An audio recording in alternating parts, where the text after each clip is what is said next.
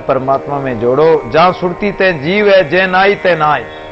ये सुरती जहां जाएगी वहीं ये जीव जाएगा, और जहां नहीं जाएगी वहां नहीं जाएगी। तो गुण निर्गुण जय राखे, जो परमात्मा चाहे सगुण में रखो चाहे निर्गुण परमात्मा के ध्यान में लगाओ। घर वन में मत लगाओ इस सुरती को। परमात्मा सर्वत्र है तो उस परमात्मा को देखो। घर में रहो तो भी उसको देखो कि वही परमात्मा, और वन में रहो तो भी उसी का अनुभव करो। जहां सुरती तय जीव आदि अंत स्थान, माया ब्रह्म जय राखे दादू तय विश्राम है। इसलिए शरीर की अवधि तो कब समाप्त हो जाए कोई भरोसा नहीं, लेकिन आदि से लेकर जब समझ आए गुरु मिले तब से अपनी सुरती को अंत तक, श्वास निकले जब तक उस स्थान में लगाए रखो जहां माया और ब्रह्म। तो माया को हटाकर और जहां ब्रह्म है उस जगह अपने सुरती को लगा दो, और उसी में इसको विश्राम मिलेगा, शांति मिलेगी। माया में लगाओगे तो अशांति मिलेगी। अगर माया के कारण तुमने लड़ाई की, माया के कारण ही संत महात्मा बने, माया के कारण ही घर त्याग किया, तो तुम्हारा ये साधन और ये स्वार्थ, ये कपट परमात्मा में नहीं मिलाएगा। ये तो काल के ही गाल में ले जाएगा। कारण एक बार एक बनिया कोई जंगल में घूमने गया।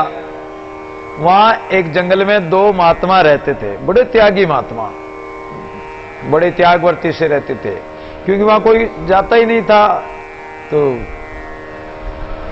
त्यागवर्ती थी। अब किसी के पास खूब सोना चांदी रुपया धन दौलत हो, फिर भी उसका अहंकार नहीं हो, तब तो हम उसको त्यागी मान सकते हैं। लेकिन किसी के पास पहनने को कपड़ा ही नहीं, पास में एक कोडी नहीं, और मन में तो इच्छा है, ऊपर से त्याग दिखलावे, तो उसको हम त्यागी कैसे कह सकते हैं? वो तो कपट का त्यागी। तो दो महात्मा दुनिया को दिखाने के लिए पाखंड प्रपंच से, झूठ कपट से ठगना चाहते हैं। तो वो क्या कर, दो पेड़ों के, एक पेड़ की जो शाखा थी, लंबी शाखा ऐसे झुकी हुई थी, तो उस शाखा पर पैरों से उल्टे लटक रहे थे। पैर तो ऊपर, सिर नीचे, और घुटनों को पैर उस शाखा में लगाकर उल्टे लटक रहे थे। इतने में वो बढ़िया पहुंच गया। अरे ये महात्मा जोरदार है, जंगल में कोई या मनुष्य नहीं, और ये उंधे लटक रहे हैं और भगवान का भजन कर रहे हैं। अब वो गया, उसने देखा, विचार किया कि ये वास्तव में ही ऐसे त्यागी हैं या केवल दिखावा ही कर रहे हैं। तो बढ़िया ने एक मोर उस पेड़ की शाखा पर लटके हुए दोनों साधुओं के बीच में नीचे रख दी। महाराज प्रणाम। हाँ भाई प्रणाम, आशीर्वाद आशीर्वाद। लटकते लटकते ही दे दिया। और वो मोर रख के बोला कि महाराज मैं जंगल पानी घूम के आता हूं, जब तक आप इस मोहर का ध्यान रखना, और ये मोहर मैं आपके ही चढ़ा देता हूं, मैं जंगल पानी घूम के आ जाता हूं। अब मेरे क्या काम आगे, मेरे तो बहुत पड़ी, ये आपके ही भेंट कर देता हूं। दोनों के बीच में रख दी। अब जब दोनों के बीच में रख दी, वो तो जाके एक पेड़ की ओट में छिप गया, परीक्षा ही तो ले रहा था। अब जो लटके हुए थे वो तो हाथ से अपनी तरफ खींचे मोर को, और दूसरा अपनी तरफ खींचे। वो तो कहता है कि मेरे चढ़ाई, वो कहता है कि मेरे चढ़ाई। दोनों आपस में गुत्तम पछाड़ हो गए, लटके लटके पेड़ के लटकने और गुत्तम पछाड़ हो रहे हाथों से, कि वो तो कहता है मेरे चढ़ाई, वो कहता है मेरे चढ़ाई।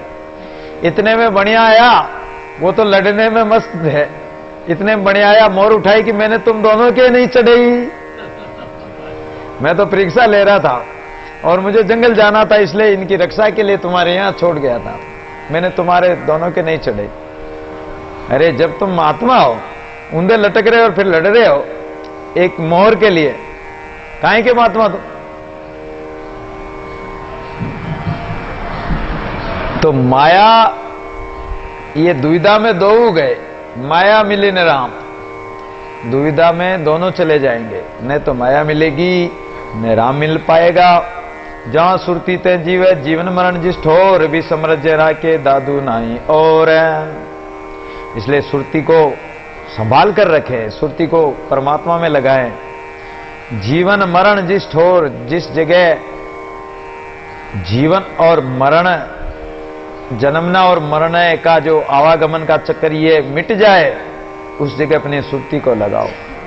विष अमृत जय राखिए, और ये विषय विकार है, लेकिन परमात्मा का नाम अमृत स्वरूप है। तो विष से उठाकर, विषय आदि से उठाकर इसको अमृत रूपी नाम में लगाओ। दादू नाई और दूसरी जगह मत लगाओ इसको। जहां सुरती ते जीवे जे जाने ते जाए रा, गम अगम जहरा के दादू ता समाये। जिस जगह जाना है परमात्मा के घर, कर साईं की चाकरी हरि नामन छोड़, जाना है उस देश को प्रीति प्यास से जोड़। रहना नहीं देश वीराना, इस देश में तो इस जीव को रहना नहीं, पक्की बात है। उस देश को जाना है तो परमात्मा से प्रीति जोड़ लो। गम अगम जहरा के, जिस जगह वेद पुराणों की गम नहीं है और शास्त्र उसको नेति नेति कहते हैं, उस जगह परमात्मा में जाकर लीन हो जाओ। मन मनसा का भाव है, अंत फलेगा सोई, जब दादू बाणक बन्या तब आसे आसन होए। मन मनसा का भाव, मन तो भांड है, मनसा भांडनी है। तो मन को इस अवस्था से हटाकर उठाकर इस परमात्मा में लगाओ। मन को निर्मल बना लो। मांगने वाला भांड मत बनाओ इसको, याचना करने वाली भांड नहीं मत बनाओ इस मनसा को। इच्छा करो ही मत, परमात्मा की इच्छा रखो, परमात्मा के स्वरूप में ध्यान लगाओ। और जिसने मन और मनसा को परमात्मा के सुमिरन में लगा दिया तो अंत फलेगा सोई। आखिर भजन करते करते उसका फल तो मिलेगा ही। किसान ने फसल बोई है, धीरज रखेगा तो 2 महीने 4 महीने में फसल आएगी आएगी, फलेगी। पानी सींचा है, उसमें बीज डाला है, पानी सींचा है, खाद बीज डाला है, मेहनत की है, तो फलेगा ही फलेगा। मेहनत का फल व्यर्थ नहीं जाएगा। जब दादू बाणक बन्या तब आसे आसन होई। इसलिए ब्रह्म ऋषि कहते हैं कि जब जीवित काल में जिस पदार्थ के साथ जैसा संयोग होता है, मरने के बाद उसी संयोग को प्राप्त हो जाता है, अर्थात उसी पद को प्राप्त कर लेता है। जिसकी आशा करी वही एक दिन तुम्हारा आसन हो जाएगा। संसार की आशा करी तो संसार तुम्हारा आसन हो जाएगा, मन का आसन संसार हो जाएगा विषय आदि कामनाओं में लगकर। और अगर निरंजन परमात्मा की इच्छा करी तो उसका आसन हो जाएगा। अब ये आपके हाथ में। जब तब करने कर गए स्वर्ग पहुंचे जाए, दादू मन की वासना नरक पड़े फिर आए। इसलिए योग साधना करो, जप करो, तप करो, पुण्य करो, दान करो।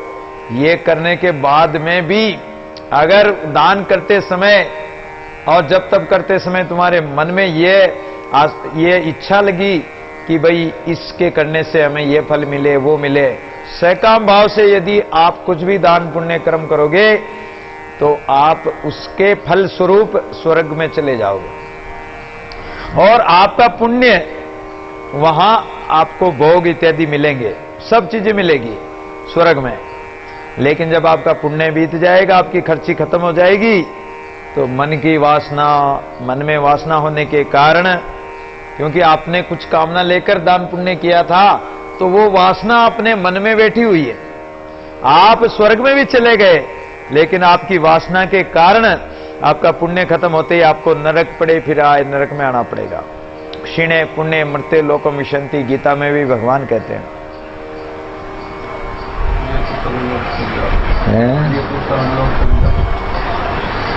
तो इसलिए जब तब करके भी चाहे चले गए स्वर्ग में, अगर वासना रह गई तो संसार में वापिस आना है।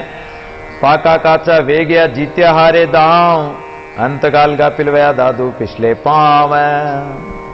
ये पक्का मन भी साधना करते करते बड़े बड़े ऋषि मुनि जो इतने हजारों वर्षों तक साधना करते तो धीरे धीरे मन पक्का हो जाता, लेकिन पक्का मन भी कच्चा होते देर ही नहीं लगती है। विश्वामित्र का मन ऐसा विचलित हुआ, बड़े बड़े ऋषि मुनियों की आती है कहानियां कि उनका मन विचलित हो गया, इतने पक्के महात्माओं का मन। तो जीत्या हारे दांव, जीती हुई बाजी को भी यह दांव को हार जाता है। थोड़ी सी अंतिम समय में, अंतिम परिपक्व अवस्था में पहुंच जाता है, लेकिन परीक्षा में और अंतिम परीक्षा में फेल हो जाता है। जीतता हुआ भी दांव हार जाता है। अंतकाल गापिल बया दादू फिसले पांव, 84 लाख जून में भुगतते भुगतते मनुष्य शरीर मिला, अंतिम जन्म मनुष्य शरीर। अगर इस अंतिम मनुष्य जन्म शरीर में आपने भगवान को पा लिया, भगवान में मिल गए तो मिल गए, नहीं तो जीते हुए दांव को भी आप हार जाओगे, फिर वापस 84 के चक्कर में घूमो। अंतकाल गापिल बया दादू फिसले पांव, अंत समय में अगर गापिल होकर और कुएं से पानी निकाल रहे हो, मटका भी भर गया, लास्ट की बाल्टी निकाल रहे हो और पांव फिसल गया, तो गए कुएं में, फिर कुछ कोई बचाने वाला नहीं। यौ मन पंगुल 5 दिन सबकाओं का हो, दादू उत्तराकाश से धरती आया सोय। ये मन अगर पांगुला हो जाए और 5 इंद्रियां ये भी पांगुली बन जाए, तो दादू उत्तर आकाश से धरती आया सोई। अर्थात ये मन गुण इंद्रियों से और विषयादि से पांगुला हो जाए, तो अल्पकाल के लिए भी यदि सत्संग और ज्ञान के द्वारा सुनकर यह मन स्थिर हो जाए, कहीं जाए नहीं विषयादि में, तो आकाश अर्थात ब्रह्म दिशा से उतरकर ये मायावी पदार्थ में पुनः आसक्त हो जाता है। कहने का तात्पर्य है कि मन सत्संग सुन के ज्ञान इत्यादि ध्यान साधना से और मन पंगुला हो गया, इंद्रियां भी स्थिर हो गई, लेकिन उत्तर आकाश से जो ब्रह्मदेश है, उस ब्रह्मदेश से ये मन वापिस, ये माया की हवा लगी, मायावी पदार्थों को देखा और ये वापस धरती पर आया, सोई विषयादि में फंस जाता है, पुनः आसक्त हो जाता है। इसलिए हे साधक, इस मन से सावधान रहना। ऐसा कोई एक मन मरे सो जीवे नाय, दादू ऐसे बोते फिरावे कलिमान। ऐसा मन तो किसी कोई विरले का ही होगा, और या किसी का ऐसा मन हो जो मरे सो जीवे नाय, मरने के बाद जिंदा नहीं हो, अर्थात मृतकवत हो जाए, ऐसा तो कोई विरला ही होगा। दादू ऐसे बहुत है फिरावे कलिमाए, तो मन मरने के बाद में भी जिंदा हो जाता है और फिर आवे कलिमाए, फिर तो इस कलयुग में ही, इस कलिकाल में ही उसको आना पड़ेगा, इस पृथ्वी पर ही इसको वापस जन्म लेना पड़ेगा। देखा देखी सब चले पार न पहुंचा जाए, दादू आसन पहल के फिर बेटे आए। देखा देखी, हमारे देखते देखते, सबके देखते देखते सब जा रहे हैं, और देखते देखते ये मन भी चला जा रहा है। बहुत सारे साधु महात्मा जिज्ञासु जनों ने साधना की, कोई कोई तो पार पहुंच गए, लेकिन कईयों को देखा है कि वो पार न पहुंचा जाए, पार गति को प्राप्त नहीं हुए। दादू आसन पहल के फिर बेटे आए। वो तो जो पहले आसन था संसार का, माया मोह का, बस उसी आसन पर आकर बैठ गए, यानी पहले जो विषय आदि में फंसे हुए थे उसी आसन पर आकर बैठ गए, उसको उन्होंने छोड़ा ही नहीं। फिर कितने ही घूम फिरे, चाहे कितने ही कुछ पापड़ बेले, लेकिन अंत में उसी जगह आ बैठे। गाड़ी का बेल चाहे दिन में 50 कोस चल जाए, लेकिन दिन भर में वो वहीं का वहीं। ऐसे ही चाहे कितने तीर्थों में घूम आओ, कितने वेद पुराण पढ़ लो, कितनी माला फेर लो, कितने जप तप कर लो, तीर्थ कर लो, अगर मन का कपट नहीं मिटा, मन में जो विकार भरे पड़े वो नहीं मिटे, मन दर्पण की तरह शुद्ध नहीं हुआ, तो परमात्मा मिलेगा नहीं। और वो गाने के बेल की तरह आप वहीं के वहीं चाहे कितने ही घूम फिर के आ जाओ।